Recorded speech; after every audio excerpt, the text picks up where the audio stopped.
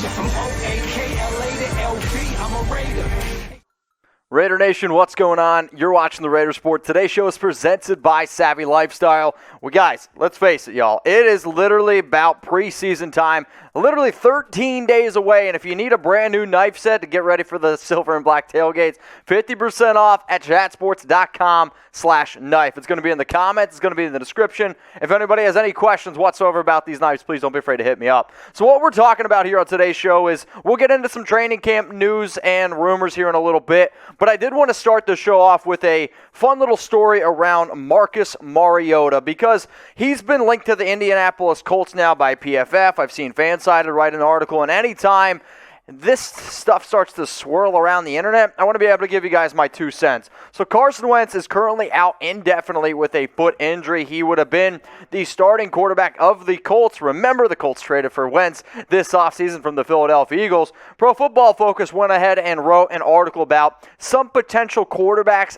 that Indy could potentially target in a trade. A guy like Mariota was mentioned. I have a few others' names here as well. But he's scheduled to make $3.5 million in 2021, and importantly, to remember is the Raiders restructured his contract, and Mariota agreed to that restructured contract because they didn't really want to go out and pay him that $10 million, which they originally would have owed him.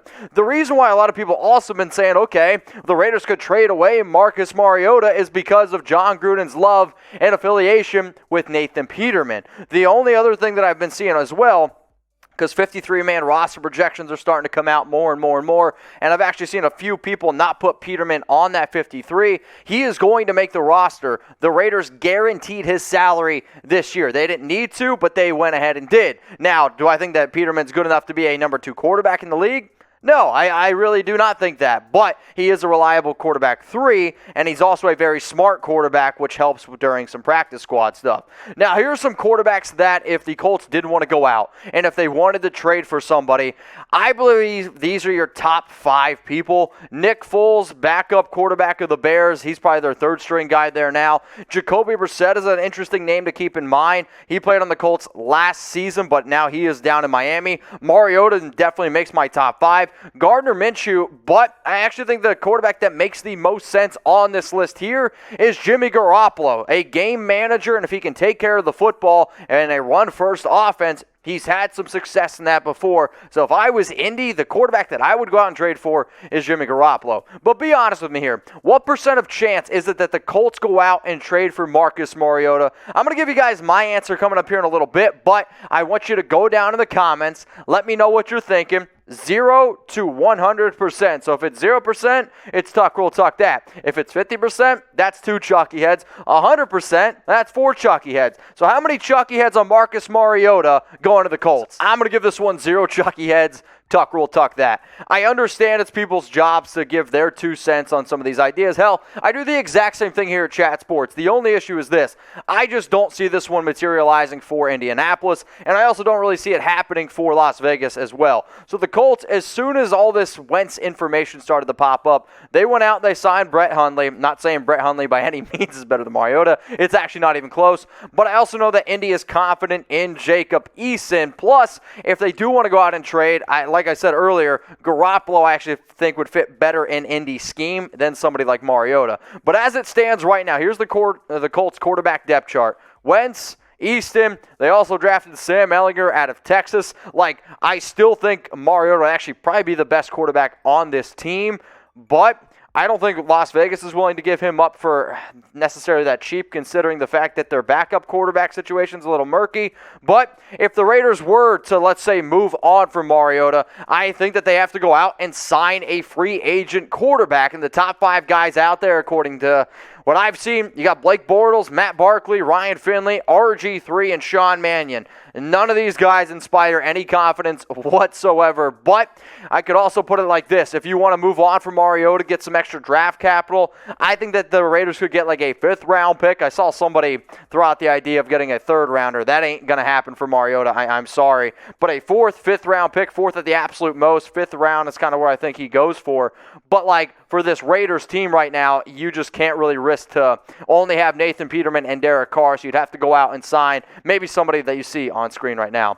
So coming up now, guys, we're going to get into some Raiders training camp news. I had a lot of tidbits over the weekend, and believe it or not, I had Saturday off, so I couldn't keep you guys as up to date as what I wanted to. So I got some news stuff from Saturday, some stuff that I heard about from today, from Sunday, so we're going to give you guys up to date here. So as promised, I told you guys I wouldn't tell you guys to subscribe to the Raiders Report because we hit 80,000 subscribers. So I just want to take that moment and say thank you guys so much for watching the show. Hitting 80K is pretty incredible to me. I can literally remember the day that we started doing this show. So what I'm going to be doing tonight to say thank you is give you guys a little bit of extra content. So I'm going to be live on Instagram tonight, 10 p.m. Eastern Time, 7 p.m. Pacific Time. So if you guys want to go check it out, please do. It's at MitchellRenz365. The other reason why I always tell people to hit me up on IG is because if you want to ask me Raiders questions, that's dope.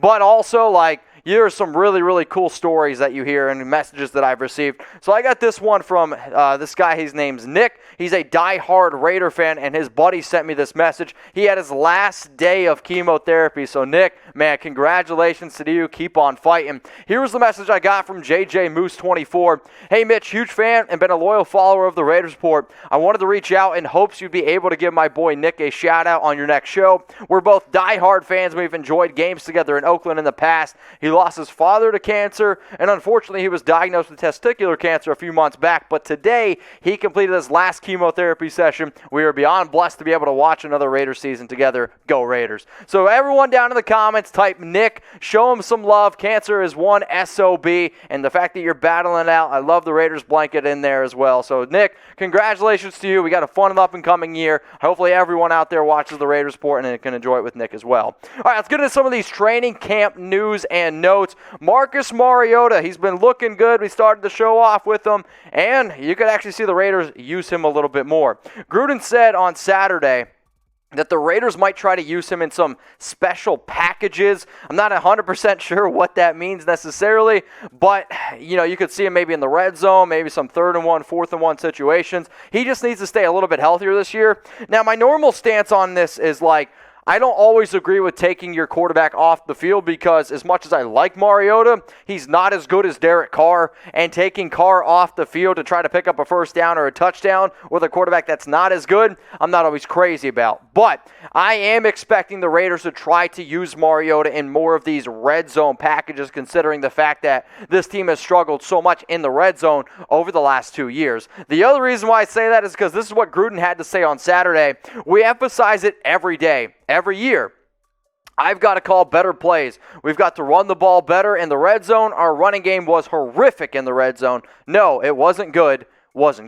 So obviously Mariota's a better runner than Derek Carr, and if they want to be able to mix it up, maybe do more RPOs or maybe do some different run options with either you're going to give it to Jacobs, he takes up the middle, or Drake, or you just keep the ball yourself, Mariota, and run it into the end zone. I do anticipate to see him on the field a little bit more this year, so yes, he does have to go ahead and stay healthy. Speaking of red zone threats, there's been 2 players that I've been very impressed with in training camp and also expect to see them being used a little bit more in the red zone. The first guy is Kenyon Drake. He had a touchdown on Saturday. You can definitely tell that the Raiders are really trying to implement this Joker style of player where you have Jacobs on the field, you have Drake on the field at the same time. So don't be surprised if Drake, I'm not saying he's going to get 10 touchdowns, but he could definitely be around 5 or 6 this year. Another dude getting a lot of looks in the red zone. He had 2 touchdown catches on Saturday. Foster Moreau, 6'4", 250 pounds, getting ready to enter his 3rd year with the Raiders. Did not play too much last season due to a pretty wicked knee injury. It's one of the reasons why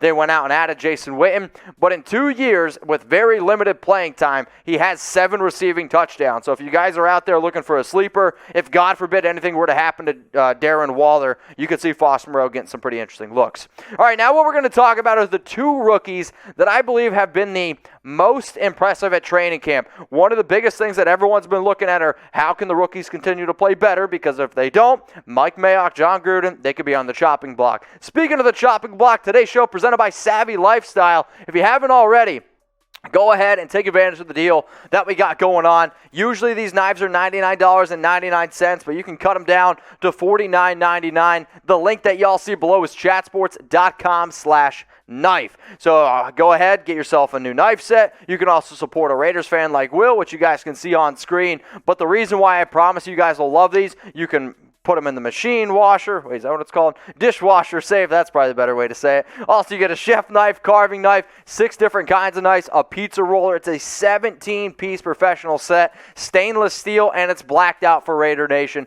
So it's chatsports.com/knife. Link in the comments, and it's also in the description. It's a great gift idea. I promise you guys you won't hate it at all. All right, let's go to this next thing here. We got Alex Leatherwood. He's been the most impressive rookie, at least that's personally what I believe, and it's what I've heard from multiple different Raiders players like Yannick Ngakoue, Darren Waller, Josh Jacobs has spoke about him. Tom Cable can't quit ranting and raving about him. Plus, John Gruden, all the coaches. Usually, you hear good talk, right? But when you hear this much positive news, that does encourage me a little bit. So back in 2019, the player that people couldn't stop talking about was Darren Waller. Went on to have a spectacular season. Last year, the player that the media and coaches couldn't stop talking about was Nelson Aguilar. He went on to have a spectacular season. A lot of times you can kind of connect these dots. So I'm hoping the guy that the Raiders drafted number 17 overall this year can pan out. But so far, it looks pretty good. Another player that's been very impressive, especially in the secondary, has been Nate Hobbs. Now, I'm not necessarily saying Hobbs has been phenomenal. It could also be a little bit to do with the fact that he's going up against Nevin Lawson and Amik Robertson. Lawson right now, I believe, is going to be your starter in the slot. At least that's what reports indicate. But Hobbs has been working with the first and second team over Amik Robertson. And the fact that Lawson is going to miss those first 2 games due to suspension, you could see Nate Hobbs potentially starting week 1. So that's pretty good news for a guy that was drafted in the 5th round. All right, y'all. So let me know which rookie has impressed you the most so far from training camp. If you guys plan on going to a training camp, let me know what you see. I'd be totally down to hear that. But also, we've heard a lot of different reports. I try to do as much as I possibly can around training camp. So from all the little news and tidbits that we've had, let me know which rookie has impressed you so far. All right, we did get some news on, I believe it was Friday, Theo Riddick. He retired from the NFL. The Raiders, they were going to send him to the COVID list. He decided to not do that, and he retired instead. So I'm not really going to get into too much whether or not he has his vaccine shot or not, but you guys can probably connect the dots. So what exactly does that mean? Obviously, the Raiders have been a little bit thin at practice. Kenyon Drake is back, but not only Theo Riddick, also a guy like Jalen Richard has been out. And if there's been one rookie running back who's been really lighting it up, he's also, I guess he is a rookie, but he's also a UDFA out of Louisiana Tech. It's been Trey Ragas, who coaches can't stop talking about him. Josh Jacobs said that he's really nice, which means not only is he a nice person, but he's looked really nice on the football field, and he likes how fast he's learning. I've said this before, and I've heard a lot of other people that I trust. He could be the Raiders' RB3 this year. We know John Gruden wants to keep Jacobs healthy. We know that they've been looking for a battering ram. The only thing I'll say about Ragas is this: pump your brakes on him a little bit, because he could have a Chris Warren type of preseason, has a lot of rushing yards, looks really good. That does not guarantee him a spot on the roster, but he could end up being that RB3, especially if Jalen Richard doesn't make the team, and he's been on the COVID list. He's going to return on August 2nd, so on Monday. But another player that I do not anticipate getting the vaccine shot, and when you see some of these guys that are on the roster bubble, do you keep somebody like Jalen Richard, or do you keep somebody like Ragas, especially if Ragas is vaccinated? It'll be pretty interesting to see. So will Ragas end up making that 53-man roster? Why for yes and for no? Go down in the comments section and let me know. And I'm going to give it 2 chalky heads, 50-50. It's a coin toss. And the fact that training camp is here, we got basically a week underneath our belt. Probably this week I'm going to be doing another 53-man roster projection. So let me know. Will Ragas make the 53? Yes or no?